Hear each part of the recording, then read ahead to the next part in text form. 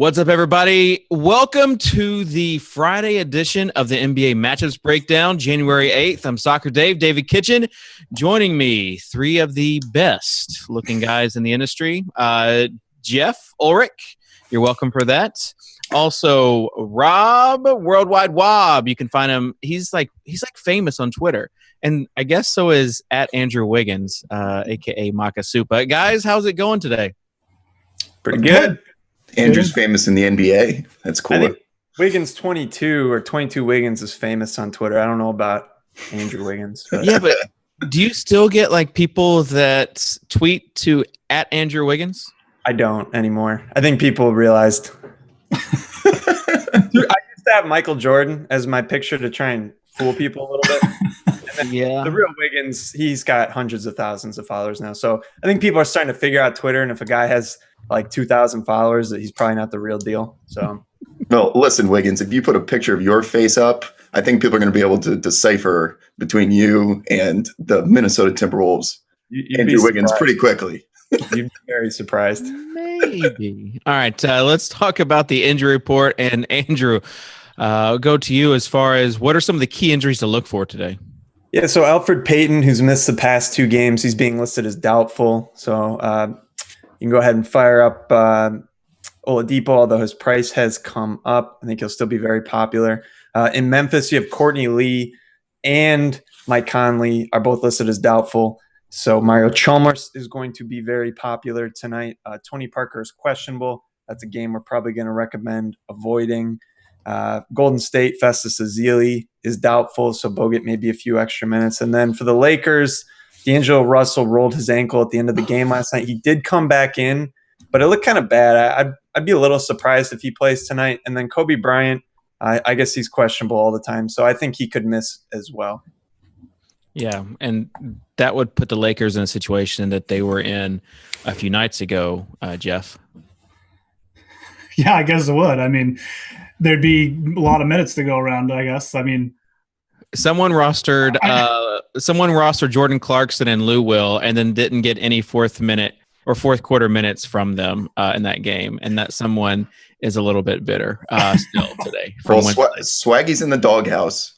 D'Angelo's got his ankle's going to flare up. Kobe dunked. The last time he dunked, he missed like 2 games. So you're looking at heavy minutes for your boy. You might have to go back to the well on that one. Yes, it's true. Let's talk about the point guard spot while we're on it. And Rob, will go to you as far as your general thoughts for tonight. Well, on Wednesday, I was all in on Kyrie Irving. And for one reason and one reason alone, because the matchup with John Wall, I think of Kyrie Irving as kind of like a Pokemon. So if you set him off, he evolves to the next level. And at $6,900, that's a nice price for Kyrie. Like Rubio may be an elite defender, but when Kyrie evolves into this proverbial Kyrie-diculous, the only way to play defense against this guy is to like put your head in your lap and pray he goes by without killing you. That's the Kyrie we just watched in Washington with 5 SportsCenter top 10 plays until he comes back down to earth. I'm putting Kyrie in my lineup every night solely for the fact that he's just playing balls to the wall right now. End of story. He had a slow first quarter and then just went nuts. And that's what he does. He catches fire unlike anybody on this planet. And Vine was made for Kyrie Irving. So when he gets in that mode, like LeBron never touches the ball once. Everyone stands around and watches him. So it's great from a fantasy standpoint because all he does is shoot and drop dimes. So that's the Kyrie you want on your team if you're playing, Draftkings and stuff like that. Yeah, so Kyrie had a slow start. Another guy that had a really slow start, I think in the 3-ball was around 14 or 15% of people that swapped to him. Mario Chalmers, once we received news that Conley was going to be out, he's only 4,600, Geoff, and he's another guy that had a horrible first quarter and then won people tournaments because of his performance in the second, third, and fourth quarters. He's getting all the minutes. Yeah, I mean, and Courtney Lee's out too, so they're depleted at the guard position. At 4,600, I don't know. To me, he looks like a must play tonight. I don't love Mario Chalmers as a player. He could certainly put up a a dud and make everyone mad and only get 20 points in like 35 minutes. He's capable of that too. So, be aware. But at 4,600, he is going to get all the minutes. It's a good matchup too, I think, against Denver. It's not something you'd shy away from. So I just think that, I guess, if you're thinking about GPPs and stuff like that, his ownership is going to be high. And I think that, Rob already mentioned Kyrie. I was kind of looking at him too. I was kind of looking at Michael Carter-Williams, but I think I'd prefer Kyrie over him. I think the other play you could think about, and I've been going back and forth on how this is going to go, but John Wall and Kyle Lowry play each other tonight. Maybe they go back and forth at each other a little bit, and you get a huge game from one of them. So I think that, from a GPP perspective, you could think about those two. That's got a pretty big game total, over 200. So as far as point guard goes, though, Chalmers he's going to be the play tonight, I think. I don't feel comfortable really with rostering anyone against Lowry, as crazy as that sounds. No, I agree. It's not like a great matchup. I just think that, there's a possibility that one of them could go nuts. Sure. I got the point guard back and forth for you guys for GPPs, and that's Steph Curry and Dame Lillard. I think they'll both fly a little bit under the radar. Lillard's price has fallen to 8,400. He's coming off a really nice game. Last game against the Clippers where he scored 48 fantasy points. I could see them just going back and forth. It's only a 9.5 point spread, which seems a little low to me. But if the game stays competitive, I just love these guys for tournaments. Yeah, Lillard was rusty 2 games ago, but he and CP3 went back and forth. And Andrew, what are some other kind of the mid-level point guards that you like tonight? You got Rubio. Geoff mentioned Michael Carter-Williams, the New Orleans situation with point guard. What are some of the mid-range point guards that you're liking?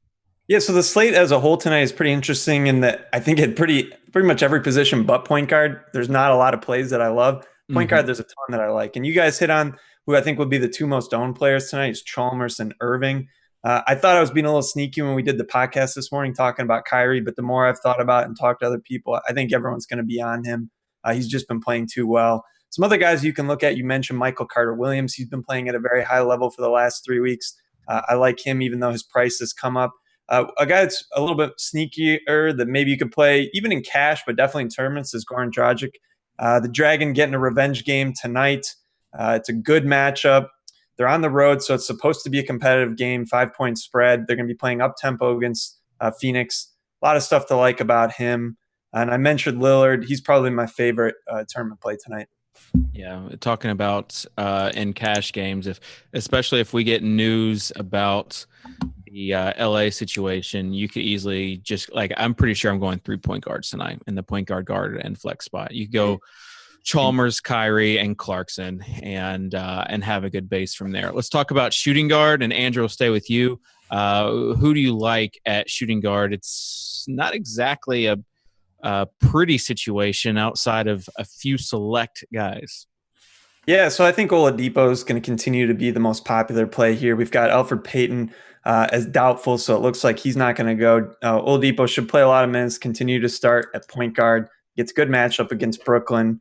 There's a ton to like about him. I think there's safety with upside there. And you get past him, not much to like, really. There's some speculative guys. You could potentially look at Eric Gordon, who hasn't been playing that well. Rodney Stuckey's been okay. He's always a little bit of a spark off the bench, but don't love him. And Tyreek Evans, I think, is another guy that's at least a consideration. But all these guys are a little bit couple of Oladipo for me.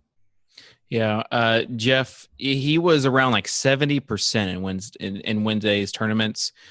Could be more. Do you think there is some value in if you're playing tournaments and you want to be contrarian in not playing Oladipo? Yeah, I don't think there's a ton of other options, but one guy I'm looking at is Dwayne Wade. I really like the Dragic call too, by the way. That was the other guy I was going to mention at point guard, but I also like Wade. I think it's a great matchup with Phoenix, and I don't think that the position's very deep, but I think that's a spot for Dwayne Wade to have a big game. I could definitely see him outscoring. He's not that much more. Yeah, he's only $200 more than Oladipo, so he's the natural sort of swerve play to me off of him. A couple other guys. Garrett Temple was a good call by Rob the last time we did this. He's still getting a lot of minutes. He's cheaper, but he's obviously doesn't have the same kind of upside. But yeah, it's a thin position. I do like Wade though as a swerve off of Oladipo. All right, Rob, give me your take on shooting guard tonight.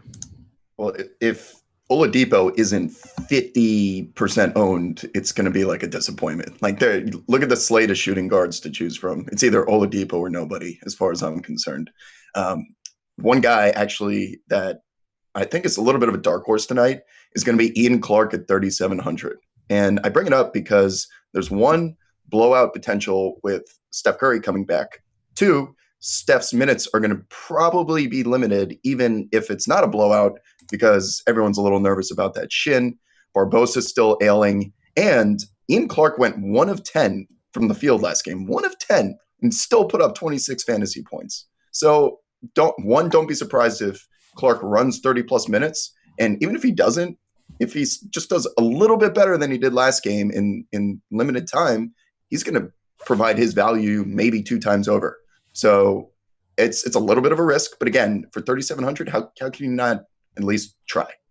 Yeah, and that game is scheduled to be. I mean, it is going to be a blowout. There's no way it's not a blowout.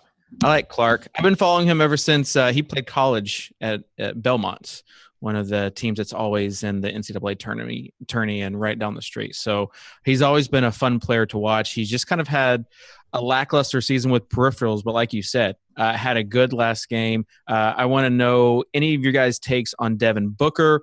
Went nuts, played 32 minutes after, I know some people swapped off of him because there were news that he was not going to be in the starting lineup. What are your take on Devin Booker now that his price is 4,700? He got 37 fantasy points last game. I think the Suns in general are pretty much all GPP plays right now because we just don't know what they're going to do. They're not consistent all through rotation. They're not consistent with who's starting. But we've seen a bunch of upside from these guys when they're getting minutes from him, from TJ Warren, even from PJ Tucker. They've all had GPP winning games. Mirza. What's that? Mirza. Teletovich. I completely agree with Andrew, though. The Suns rotation is just, you don't know what it's going to have. It feels like they just make it up on a game-to-game basis. So I don't know. I mean, Booker has really played better lately. He had a horrible start to the year, but that guy he could shoot the lights out. I'm just not sure if he can do anything else. He got 10 rebounds last game. I mean, 10 rebounds. Listen, if I play an NBA game and I stand on the block, I could get 10 rebounds as long as the coach is telling everyone to get out and fast break. Right? We're not talking about Devin Booker being the next Dennis Rodman here. But I don't it's always funny. James Johnson played him on, I think it was Wednesday. Yeah.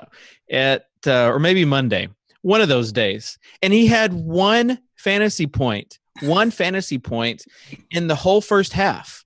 And I put on Twitter, I think that I could run around and somehow get more than one fantasy point in an NBA game. I might need an inhaler. I might collapse. But it's something. It's always the pros versus Joes is interesting because we think we can do it so much better.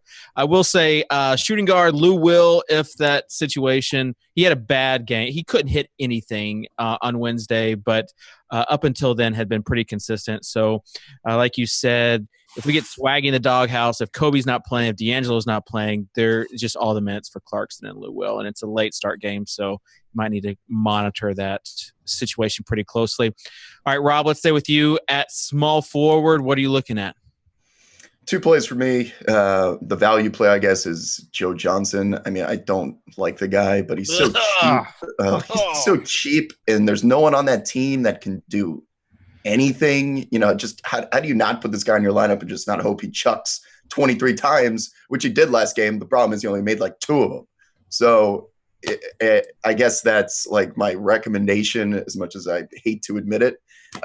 Paul George is 9,100. He's significantly cheaper than Durant, maybe even a little bit riskier because Durant's going to be a part of a blowout. He may be out. He may only play 25 minutes. You're banking on Durant putting up 50-plus fantasy points to meet that value in a 25-minute, played type span. So that's why I like Paul George a little bit more, is just because this game should be fast, and there is not a soul on the Pelicans dumpster fire of a roster who can guard this man. Alvin Gentry will go out of his way to make Paul George look good. Andrew, what's your take on the high-end small forward options tonight?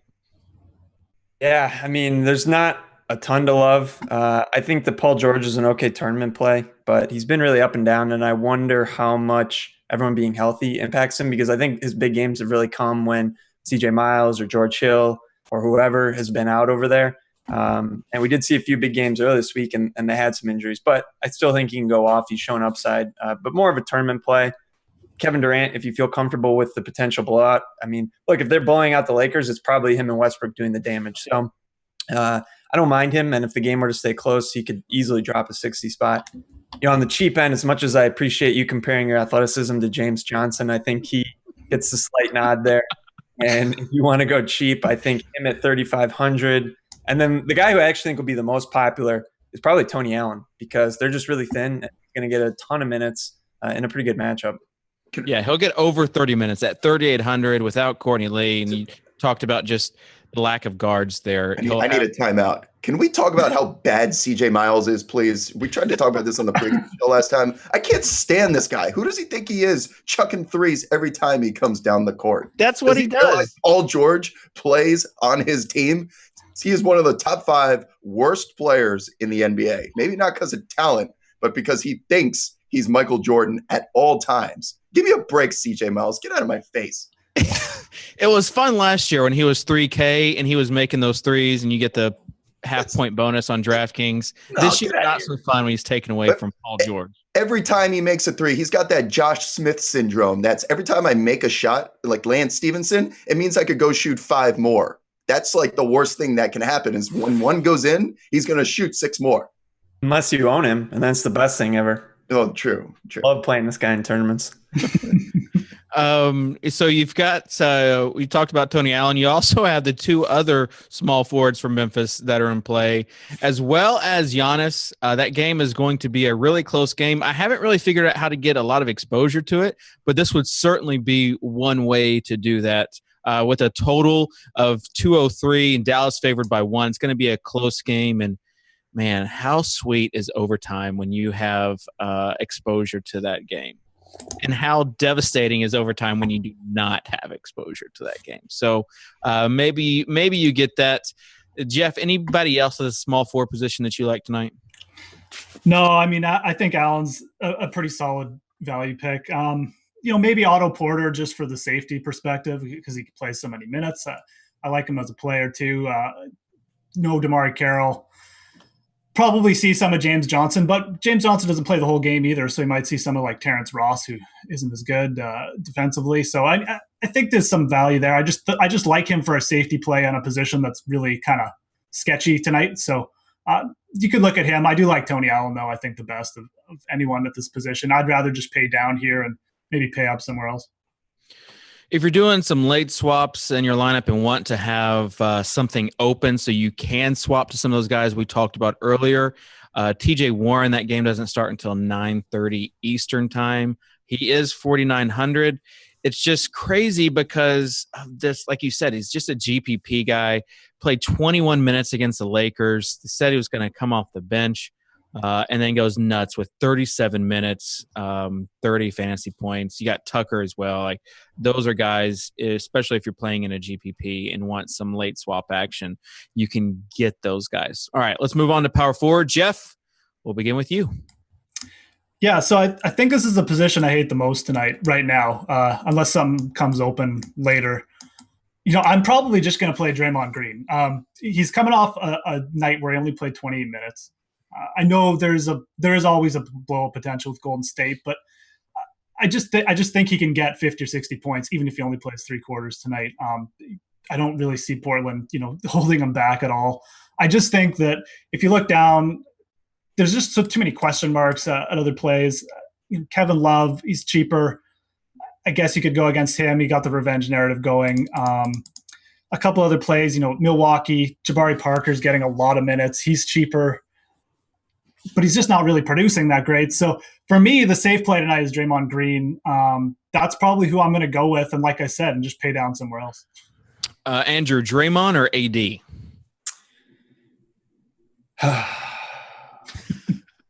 It's tough, man. I mean, Draymond's been so good. Like the obvious answer is AD. And I think that's still the right answer. But again, I'm a little surprised at the spread in Portland. Like 9.5 points indicates that there's a decent chance that Draymond's going to be in there in the fourth quarter.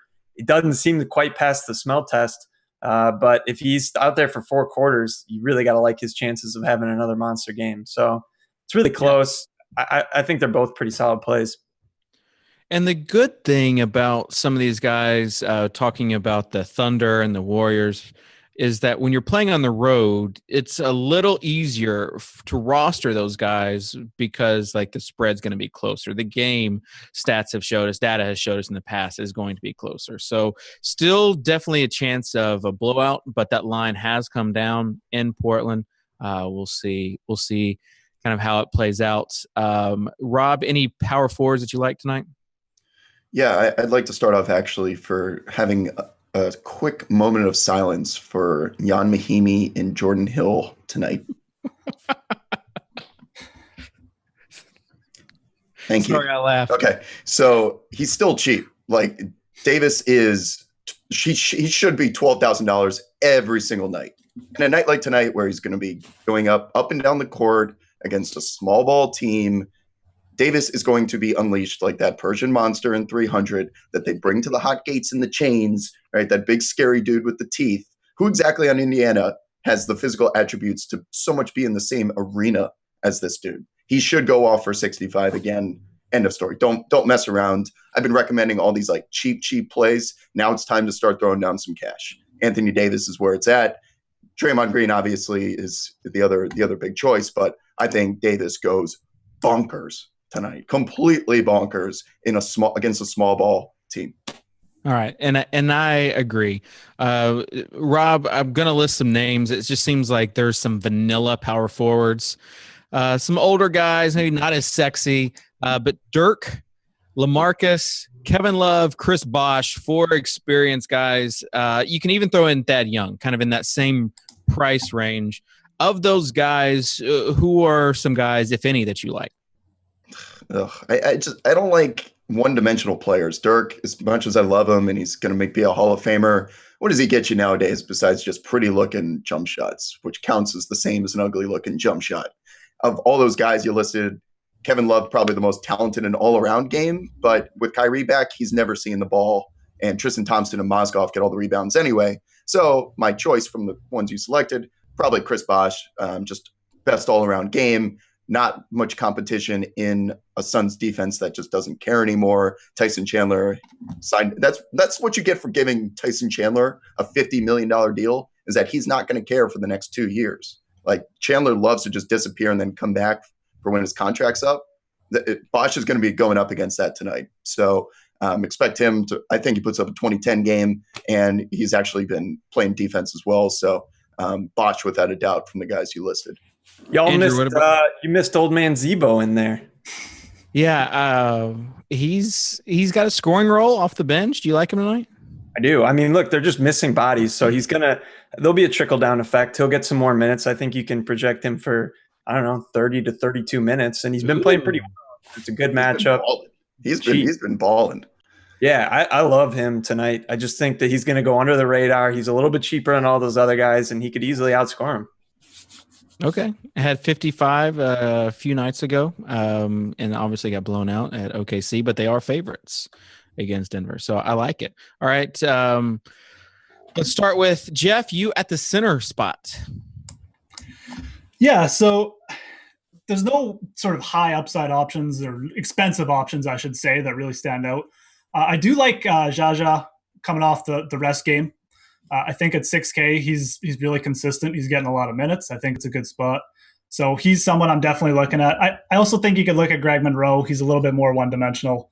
But, yeah, I think I like Jaja out of those two in that matchup. I think the play most people are going to be looking at is Nurkic out of Denver. His minutes have been going up. I'm not sure. I'm going to keep an eye on. It's a situation I would keep an eye on tonight. It looks like he might be getting back in the starting lineup here pretty soon. His minutes have just, the last 3 games since he's been back, they've been going up. He absolutely exploded in limited time last game. So I think he's the value play for me that I'll be looking at. Again, though, something to keep an eye on as far as news goes. All right. Andrew, what about you? Yeah, I mean, sticking with the Grizz theme, I just think that all of them are good plays tonight. And Gasol, he might take on a little bit more burden tonight. without Conley, and it's supposed to be a close game, 4-point spread. It's at home, soft matchup. Just think there's a lot to like there. His price is good at 6.8K. The other guy I like for $300 more is Vucevic. He's been up and down. Like, they've been a part of a lot of blowouts, and he's coming off kind of a down game. But it's a good matchup against Brooklyn. 5.5-point spread. They're favorites on the road. Should be a reasonably competitive game. I'm not as worried about them blowing them out on the road. I think that he could easily have a big game tonight. All right, Rob, I'm going to give you another list of guys. You've got Greg Monroe. Hey, don't do it. Don't do it, because you know the answer that's coming. You see this smile? You know what this smile means? Gortat, Brolo, Brooke Lopez, Karl Anthony Towns, or none of the above, and you get to mention your own guy. Call me on my Boban. I need my sub. Listen, buy now while you can. This is a Black Friday sale on Boban. You don't buy Apple stock when it's $300. You buy it when everyone else knows you buy it before everyone else knows just how valuable it is. Boban is my Apple. His minutes are going up, and when he is out there, he dominates, right? He's only 3,300. What's the worst that happens? He goes out and gets you the value that he's priced at. 23.8 fantasy points last game in a measly 19 minutes of play. Pop loves trotting out his prized no-name Europeans that his scouts find in like the 4th division of Lithuanian basketball and just rubbing them in the rest of NBA's face. This is what makes the Spurs. And I'm telling you, Boban is going to start getting 25 minutes a run, and it begins tonight against the big Knicks front line. If Boban gets 25 minutes, we could be looking at like a 5x5 line, if we're being completely honest around here. If Boban gets 25 minutes, well, I didn't even know. Like, I wasn't really prepared to give that. Then the Boban factor. I will do something. I don't know. My dad, who is a firefighter, used to say, "Son, if you play with fire, you're gonna get burned." But I feel like you're saying if you play with fire, you're gonna get Boban. Yeah. So, yeah. Well, you can't get burned on 3,300, and because that means you get to spend it elsewhere. Frank Popovich can definitely burn you for 3,300. Yeah, listen, a goose egg. 5 minutes and 4 minutes before that. If you get a goose egg, you're dead. I get that part, but think of the upside. That's all I'm telling you. When you go to a craps table, are you the kind of guy that bets pass line, or do you bet snake eyes? Like, just think about that when you're making your lineup tonight. You got to include Boban. If you spray a bunch of them in tournaments, doing 50-50, I beg of you. The same way I begged everyone to put Bortles in their lineup just so you could yell Bortles service at the television. It's worth one of your lineups to put Boban in, because like last game, when he's just grabbing rebounds off the cylinder because he's so tall and freakish, he grabs them with one hand and he just drops them in the hoop. Literally just takes them, drops them. That's what his hands are, as big as my face. He can just palm anything, and he drops it. So much fun to root for. Part of the Draftkings experience is having fun. So I'm putting him in all my lineups. I implore you to put him in one of yours. Woo! I like Gasol and Gortat. No. That would be my guy. But man, the fire that you brought, if anything, you're passionate about it, Rob. So you got to give you credit for that. That will be the don't miss segment for you. Don't miss Boban. Andrew, what is your don't miss for tonight? Well, I'm going to go back to the well. Same guy I did last show, and I think he'll be heavily owned, but for very good reason. I think even in tournaments, I'm not really going to bother fading him just because the position he's at and the expected production tonight, and that's Victor Oladipo. Just put him in there. Don't overthink it.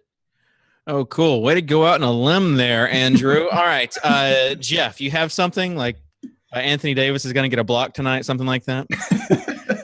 I'll say I like Draymond Green over Anthony Davis. I think Green's coming off a game where he didn't play that much, and I think that Steph Curry might be a little banged up. I think this is a game where Green could go off, and I think he might be the top scorer at that position.